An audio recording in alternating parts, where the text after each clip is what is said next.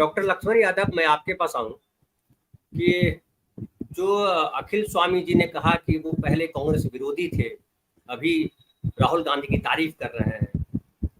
Doctor CP राय ने लोहिया की बात कही। मोदी जी जब आए तो उन्होंने कहा मैं ओबीसी हूँ। बिहार में तो उनको तेली बताया लोगों ने कि मोदी तेली होते हैं, लेकिन मोदी जी ने खुद कहा कि मैं ओबीसी हूँ। हालांकि आरएसएस वाले जो है ओबीसी को नीचे ही रखते हैं, वो ब्राह्मण ढूंढते हैं, कहाँ ब्राह्मण है, जहां ब्राह्मण मिल जाए वो भी पावन ब्राह्मण ढूंढते हैं अपना अध्यक्ष बनाने के। तो आरक्षण को लेकर के ये लगातार उनके बयान रहे। आपको याद होगा 2015 में भी भागवत जी ने कहा था बिहार के चुनाव के समय कि आरक्षण की जो है पुनर्समीक्षा होनी चाहिए, और फिर इस पर बाबेला मचा। अभी जो जातीय आरक्षण की बात, जातीय जनगणना की बात उठी, उसमें तमाम तरीके की अड़चने डालने की कोशिश की गई कोर्ट में, अदालतों में, लेकिन पटना हाई कोर्ट ने भी कहा कि रोका नहीं जा सकता, और सुप्रीम कोर्ट भी अब तक फैसला भी नहीं आया फाइनल, लेकिन रोकने की बात नहीं कही। और बिहार में लगभग जातीय जनगणना हो चुकी है और पूरे देश में यह मांग उठ रही है। कांग्रेस ने भी इस बार इसको एजेंडा बनाया सामाजिक न्याय को, नहीं तो कांग्रेस के एजेंडे में सामाजिक न्याय इस तरह से रहा नहीं। और अभी मैं देख रहा था कि मोदी जी चर्चा कर रहे थे कि जो है राजीव गांधी तो आरक्षण के विरोधी थे, लेकिन बीजेपी भी कहीं आरक्षण समर्थक दिखाई नहीं पड़ती।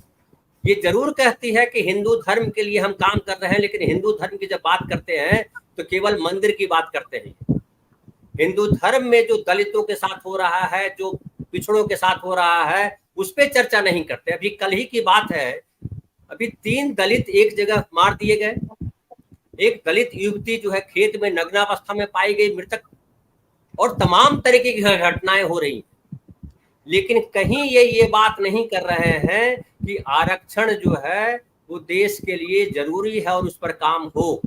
अगर भागवत जी ने कहा भी कि गैर बराबरी जब तक देश में रहेगा है, जब तक गैर बराबरी है तब तक आरक्षण रहेगा, ये स्वीकार तो किया उन्होंने, लेकिन व्यवहार में वो नहीं दिखाई पड़ता है। दिल्ली में चाहे कांस्टेबल की भर्ती होनी हो, या आपके उत्तर प्रदेश में भी वैकेंसी निकली है बाबा साहब अम्बेडकर यूनिवर्सिटी में, वहां ओबीसी के लिए जगह नहीं है। बाबा साहब अम्बेडकर यूनिवर्सिटी में 31 सीट खाली है, वहां भरी जानी है वैकेंसी। ईडब्ल्यूएस के लिए 2 सीट है, ओबीसी के लिए नहीं है।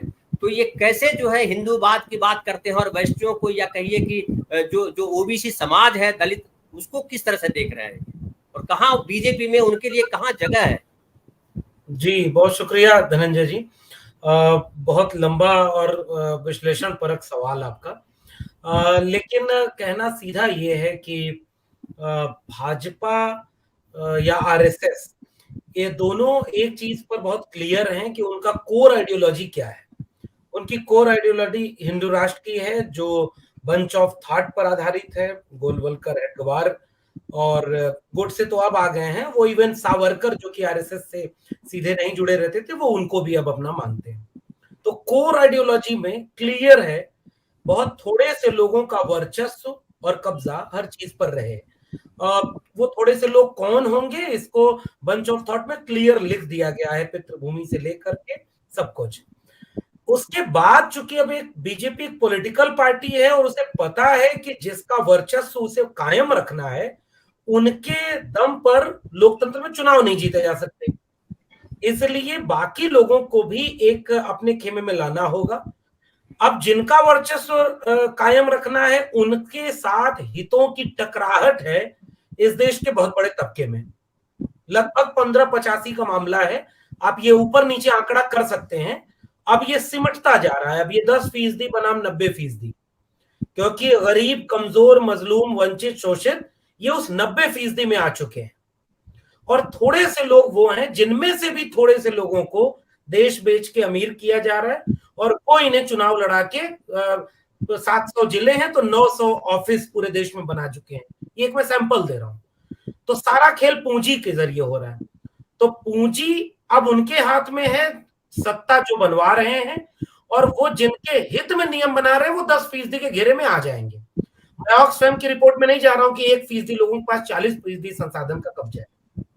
हम इसे सोशल और कल्चरल ग्राउंड पर भी 90-10 कर सकते हैं, गरीबों का भारत 90% है, एक तो ये बात है। लेकिन अब अगर पॉलिसी आप 10% के लिए बना रहे हैं, आप उनके हितों का संरक्षण कर रहे हैं, उन्हें बिना मांगे ईडब्ल्यूएस आरक्षण दे रहे हैं, बिना आंदोलन के, उन्हें बिना मांगे सारी चीजों में वर्चस्व। आज मतलब आप कल्पना करिए कि आप ऐसे ओबीसी हैं जिसके कैबिनेट सेक्रेटरी में एक भी ओबीसी नहीं, आप ऐसे ओबीसी हैं जो 596 वाइस चांसलर में 2% भी ओबीसी वाइस चांसलर नहीं, आप ऐसे ओबीसी प्रधानमंत्री हैं जिसमें जज एक भी ओबीसी नहीं, शायद एक अपवाद है, आप ऐसे ओबीसी प्रधानमंत्री हैं जिसमें ब्यूरोक्रेट नहीं, तो बाकी ओबीसी के लिए क्या शिगुफा है? कांवड़ ढोना, मंदिर मस्जिद की लड़ाई, धर्म खतरे में है, जो टीवी डिबेट उनको उनके फेवर में करती है। तो एक तरफ से वो उनको अपने साथ ले आना चाह रहे हैं, दूसरी तरफ उस देश के बहुत बड़े शेड्यूल कास्ट, शेड्यूल ट्राइब और गरीब कमजोर के लिए किसी को 5 किलो अनाज राशन पर ले आ रहे हैं, किसी को दूसरे के प्रतिक्रिया में ले आ रहे हैं, किसी को आपस में लड़वा करके ले आ रहे हैं, इसके जरिए वो अपनी कुर्सी तक पहुंच रहे हैं। ये एकदम क्लियर बीजेपी का एजेंडा है। अब अगर बीजेपी से कोई ये उम्मीद रखे कि वो वैकेंसी ऐसी ले आएंगे जो कॉन्स्टिट्यूशनल रिजर्वेशन पॉलिसी को फुलफिल करेगी, तो ये बीजेपी की आइडियोलॉजी के खिलाफ है। बीजेपी को जो आइडियोलॉजी फेवर में, दिल्ली पुलिस की एक वैकेंसी आई है, ओबीसी का रिजर्वेशन 5% है और ईडब्ल्यूएस का रिजर्वेशन 10% है। बड़ा मजेदार हुआ है इस देश में कि ईडब्ल्यूएस रिजर्वेशन जब से आ गया, मतलब चुटकुले बंद हो गए, कैंची छोड़ने वाले पता नहीं अब ईडब्ल्यूएस वाले हैं कि नहीं, पुल गिराने वाले हैं कि नहीं, भीख है कि नहीं ईडब्ल्यूएस। लेकिन उससे बड़ा दिलचस्प वाकया हम जैसे लोगों के लिए ये आया है, रेट्रोस्पेक्टिव ढंग से रिजर्वेशन लागू हो रहा है और इस रिजर्वेशन को ओबीसी एससी एसटी से नीचे कटाव जा रही है। सो कॉल्ड मेरिट होती थी, रिजर्वेशन से कौन आता है? बिना मेरिट वाले आते हैं। और हर वैकेंसी में मैं इस पे एक वीडियो बनाऊंगा और मेरे पास डेटा कम से कम 150 है। ईडब्ल्यूएस उन लोगों के ऊपर लागू हुआ है जो मेरिटोरियस समझते थे और उनकी कटाव ओबीसी एससी एसटी से नीचे जा रही है। खैर ये विषयांतर हो जाएगा, मैं अपने विषय पर लौट के आ रहा हूं कि ये पूरी राजनीति इसलिए कामयाब हो गई है क्योंकि इस देश को सांप्रदायिक आग में झोंक दिया गया है और देश अपने मिजाज से थोड़ा आस्थावान है। वो बुद्ध कहते हैं कि हम बुतों को नहीं मानते तो बुद्ध के नाम पर बुद्ध बन जाएंगे। ये देश, मतलब ये हम इंसान ऐसे चलते हैं, जिसने कहा कि भगवान नहीं है उसे भी लोग भगवान मान लेते हैं, क्योंकि एक आस्थावान मिजाज रखते हैं यहाँ के लोग। अंबेडकर को मानने वाले अंबेडकर को बहुत कुछ मानते हैं, गांधी को मानने वाले गांधी को मानते हैं। तो एक तो ये बात, ऐसे देश में नास्तिक बना देना ये मुश्किल है। तो ऐसे देश में जब आपको शिक्षा, रोजगार, स्वास्थ्य ये बुनियादी चीज देने की जिम्मेदारी राज्य की थी और राज्य ने ये दिया नहीं, तो एक भीड़ ऐसी तैयार हुई है जिसके पास चेतना वाली शिक्षा नहीं है, समझदारी वाली शिक्षा नहीं है, उनके पास उनकी जरूरत या काबिलियत के मुताबिक रोजगार नहीं, बहुत बड़ी भीड़ ऐसी तैयार है। इसलिए जहां सुटेबल होता है वहां जाति का कार्ड खेला जाता है कि देखो मैं ओबीसी माँ का बेटा हूं, लेकिन कभी मंडल कमीशन पे बात नहीं करता, मुझे प्रधानमंत्री बनाओ लेकिन मैं ओबीसी के जाति जनगणना का विरोध करूंगा, लेकिन कार्ड ओबीसी का खेला जाएगा। जब जरूरत पड़ेगी तो दलित को राष्ट्रपति बना के प्रेस कॉन्फ्रेंस करके जाति बताई जाएगी, जब आदिवासी महिला को राष्ट्रपति बनाया जाएगा तो प्रेस कॉन्फ्रेंस करके बताया जाएगा। देश में पहली बार हुआ कि कैबिनेट मंत्री बनाए गए और उनकी होर्डिंग लगा करके पूरे देश में बताया गया इतने दलित और इतने पिछड़े को हमने मंत्री बनाया। तो जहां सुटेबल होगा वहां कार्ड जाति का खेला जाएगा। ये जब अपने एजेंडे पर आएगा तो धर्म वाला कार्ड हावी कर दिया जाएगा। और उत्तर प्रदेश जिस पर हम लोग बात कर रहे हैं, उत्तर प्रदेश तो वो राज्य है जहां अयोध्या तो अभी झांकी है, मथुरा काशी बाकी है। तो मथुरा काशी अयोध्या तीनों वहां है और इस देश में सबसे ज्यादा बड़ी प्रयोगशाला हिंदुत्व की इस समय उत्तर प्रदेश बनी हुई है और वो हिंदुत्व की प्रयोगशाला इसलिए कामयाब है क्योंकि वहां शिक्षा और रोजगार पर बात नहीं होती, वहां इक्वालिटी और लिबर्टी पर बात नहीं होती, वहां एक पॉलिटिक्स ऐसी बन गई है जहां नीचे से अब एक फोर्स तो बन रहा है सोशल कल्चरल मूवमेंट का, लेकिन बीजेपी का धर्म वाला फ्लेवर अशिक्षित और बेरोजगार भीड़ के लिए कारगर हो जाता है और वो फिर धर्म वाली बहस हावी हो जाती है। तो इस तरह से बीजेपी कामयाब है क्योंकि आरक्षण पर एक बात बोल करके कि समीक्षा होनी चाहिए, बिहार में रिजल्ट आ चुका था, अब देखिए उसी आरएसएस प्रमुख को ये कहना पड़ा कि 2000 साल पुरानी बीमारी है ये, हमने, हमारे लोगों ने, व्हाट डू यू मीन भाई हमने, एक बार बताइए ना कौन, एक सवाल। अंग्रेजों ने जाति व्यवस्था बना दी, हमारे तो किसी धर्म में जाति नहीं, हम तो जाति नहीं मानते, और आरएसएस प्रमुख ने कह दिया 2000 साल से चली आ रही है। इसका मतलब अब आरएसएस प्रमुख ने एक वैधता दे दी कि 2000 साल से जाति व्यवस्था के नाम पर शोषण है। तीसरी टिप्पणी, हमारे घर में भी कोई बीमार हो जाता है तो हम किसी से नाराज नहीं होते कि बीमार को ज्यादा दूध दे दो भाई, उसको ज्यादा जरूरत है। तो 200 साल तक आरक्षण रहना चाहिए क्योंकि 2000 साल तक शोषण हुआ है। आरएसएस प्रमुख को कोई जाकर ये समझाए कि बीमार वो नहीं है जिसका शोषण हुआ है, बीमार वो है जिसने शोषण किया है 2000 साल से।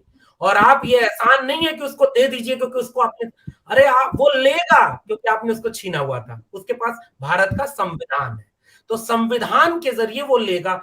इस बहस को, और आरएसएस प्रमुख के इस बयान ने ये साबित कर दिया है, नया भारत बनेगा तो राहुल गांधी को भी बोलना पड़ेगा कि ओबीसी का अपमान मैंने नहीं किया मोदी मोदी कह के, ओबीसी का अपमान यह है कि आपने उनको उनका हक नहीं दिया। दलितों के पक्ष में राहुल गांधी अगर खड़े हैं, और मैं राहुल गांधी को कांग्रेस से अलगा कर देख रहा हूं, सीपी राय साहब बहुत वरिष्ठ हैं और मैं जानता हूं, लेकिन कांग्रेस पर आज भी हम जैसे लोगों का भरोसा कम है, लेकिन राहुल गांधी पर भरोसा बढ़ा है। राहुल गांधी एक वैचारिक रूप से स्पष्ट राय रखने वाला, चाहे पूंजी का सवाल हो, चाहे जाति का सवाल हो, चाहे सांप्रदायिकता का सवाल, वो एक शख्स है जो खुलकर इस पर राय रख रहा है। और वो बिहार में थोड़ा थोड़ा काम हो रहा है, वो यूपी के विपक्षी दलों में थोड़ा बहुत काम हो रहा है, अभी बसपा वहां नहीं खड़ी है। अगर बसपा खड़ी हो जाए तो उत्तर प्रदेश की राजनीतिक जमीन पर जो 80 सीटें हैं वो राहुल गांधी के विचार की, अखिलेश यादव थोड़ा और ताकत से संतुलन के साथ और बसपा को जोड़ सकें और ये बड़ी एका अगर बन सके तो बाकी जगह तो भाई बदलाव दिख रहा है। तो ये मेरा मानना है कि बीजेपी कई रणनीति पर काम करती है, इसलिए इंडिया गठबंधन को अगर खासकर उत्तर प्रदेश में कामयाब होना है तो उनको भी, मैं खुश हूं कि इंडिया गठबंधन की समन्वय समिति की बैठक में 14 एंकरों के बहिष्कार के साथ साथ साझा रैलियों के साथ साथ एक निर्णय और लिया गया कि हम कास्ट सेंसस पर यूनानिमस हैं। और इस तरह से इश्यू बनाइए ना, हर तबके को लगे कि अगर ये सरकार बीजेपी जाएगी तो हमारा 5 किलो अनाज ही जाएगा, लेकिन हो सकता है शिक्षा मिलेगी, हो सकता है रोजगार मिलेगा, हो सकता है सांप्रदायिक आग कम होगी, हो सकता है एक बेहतर दुनिया बनेगी जहां हम सब फिर से मोहब्बत और प्यार से रहेंगे, कोई किसी का हक छीनेगा नहीं और कोई किसी को मारेगा नहीं। तो ये मुझे लगता है अगर एक व्यापक रणनीति बनेगी तो एक बेहतर दुनिया भी बनाने में हम कामयाब होंगे। बहुत शुक्रिया जी। तो लक्ष्मण जी की बात में थोड़ा सा सुधार करते हुए मैं ये कहता हूं, इंडिया अलायंस आने के बाद गरीबों को 5 किलो नहीं 10 किलो अनाज मिलेगा, जीएसटी कम होगा, जो गरीबों के उपभोग की चीज है उसमें जीएसटी कम होगा, कॉर्पोरेट टैक्स और इनकम टैक्स बढ़ेगा जिससे पूंजीपतियों की बढ़ी हुई तोंद कम हो और गरीब जिसकी पेट और पीठ चिपक गई है आपस में उसे खाने को मिले, वो दूध पिए और घी पिए। ये लक्ष्मण जी की बात में थोड़ा सुधार करना चाहता था, बाकी सब ठीक है।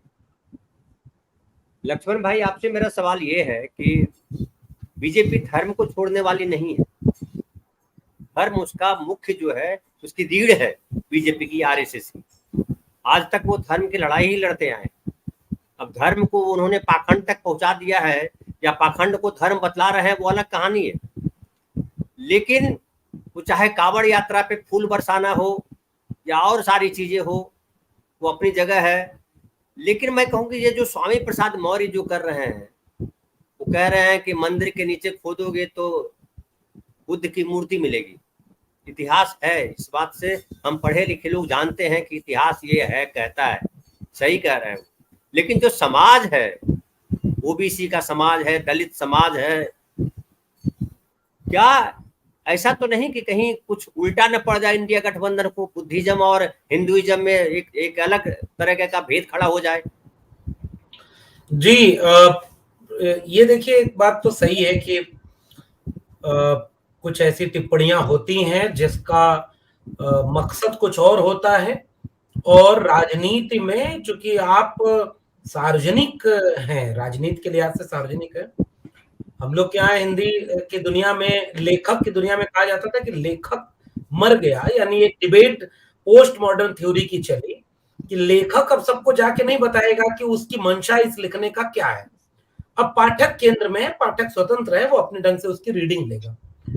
ऐसे ही राजनीति में होता है, और खासकर तब जब आप एक ऐसे प्रोपोगेंडा के दौर में हैं, तो आप बोलेंगे किसी और मकसद से और जाएगा वो किसी और मकसद से। दूसरे लोग ये कहेंगे, अगर स्टालिन के बेटे उदयनिधि स्टालिन ने ये कहा कि सनातन डेंगू मलेरिया की तरह है, और उसके बाद उन्होंने उनसे पूछा गया कि भाई आप कहना क्या चाहते थे, आप धर्म को खत्म करने की बात कर रहे हैं। उन्होंने कहा नहीं भाई, ये जो कास्ट सिस्टम है ये एंटी ह्यूमन है।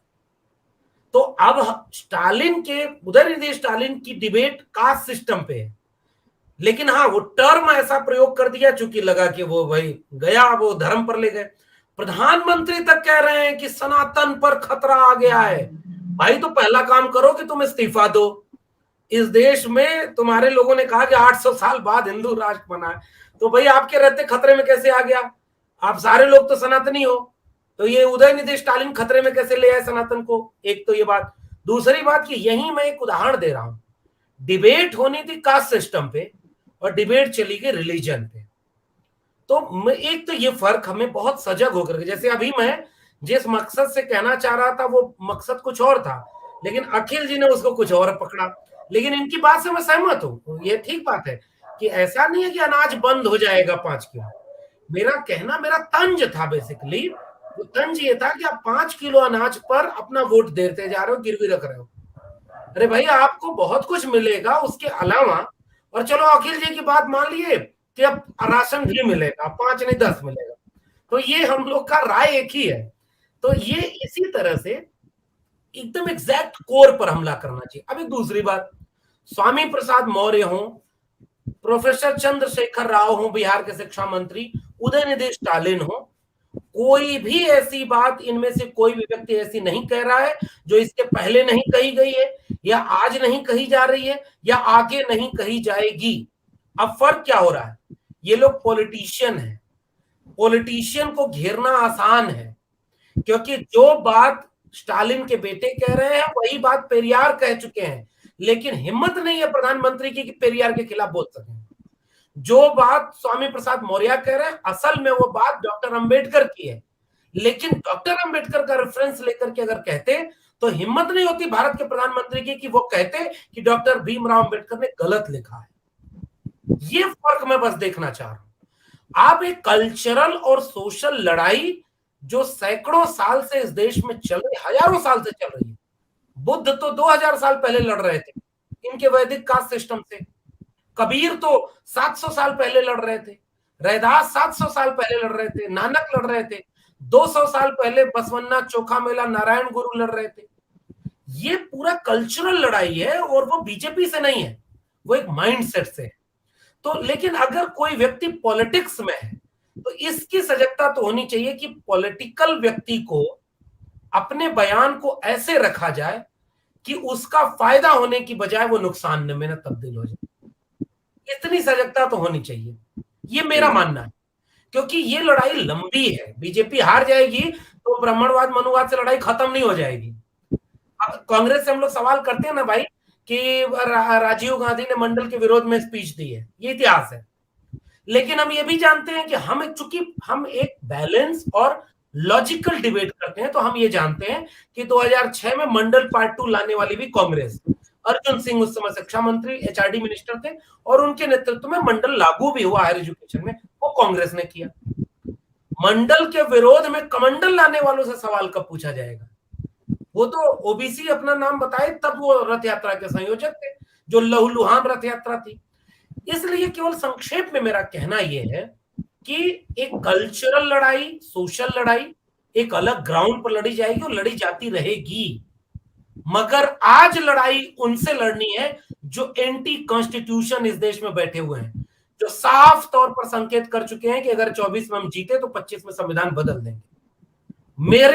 मेरा मकसद अभी, अगर आप कहेंगे सनातन से लड़ना है कि संविधान बचाना है, मैं तुरंत चुन लूंगा संविधान बचाना है, क्योंकि संविधान मेरा बचेगा तो मैं बाकी लड़ाई लड़ते रहूंगा उस संविधान के दम पर। लेकिन अगर मेरी किसी भी लड़ाई से संविधान विरोधियों को लाभ हो जाएगा, मैं थोड़ा सा ठहर कर अपनी रणनीति को फिर से मांजूंगा कि मेरी रणनीति ऐसी कारगर हो कि उसका लाभ किसी संविधान विरोधी को ना हो। और जिस दिन हम संविधान बचाएंगे फिर अपनी, और बहुत, भाई गांधी और अंबेडकर की लड़ाई थी, लेकिन दोनों जब मौका मिला दोनों एक जगह पर खड़े होकर दिखते हैं। गांधी कहते हैं कि भाई अब अंतरजातीय विवाह में ही शामिल होऊंगा। बहुत बड़ी लड़ाई है।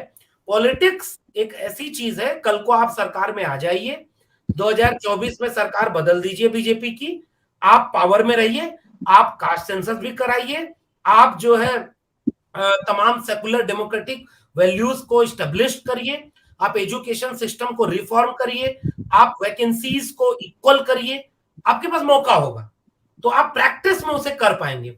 अब छोड़िए कि राम मंदिर के नीचे बुद्धिस्ट था, है ये सच है, इसका आंकड़ा आपके सामने, लेकिन मुझे लगता है अब मैं इस पर बोलूं इसका कोई लाभ नहीं दिख रहा। अब वो 2024 में मंदिर का उद्घाटन करके लाइव टेलीकास्ट चलेगा, हफ्तों चलेगा, एक आदमी को विष्णु का अवतार घोषित कर दिया जाएगा, लोग पूजने लगेंगे उसको, देखिएगा।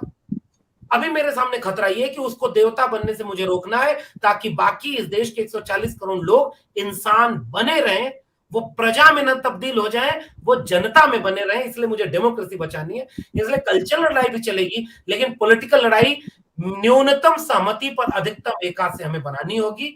ये न्यूनतम सहमति इंडिया गठबंधन बना रहा है। इस न्यूनतम सहमति की दरकार अभी उत्तर प्रदेश में अभी बची हुई है। संविधान को मानने वाली बसपा, संविधान को मानने वाली सपा, संविधान को मानने वाली कांग्रेस और तमाम दल एकजुट होकर के अगर लड़ाई लड़ें तो 24 में जीते संविधान, बाकी फिर हम लोग तब हिसाब किताब कर लेंगे। शुक्रिया। बहुत बढ़िया सम अप कर दिया, मुझे भूलने की जरूरत नहीं है कुछ।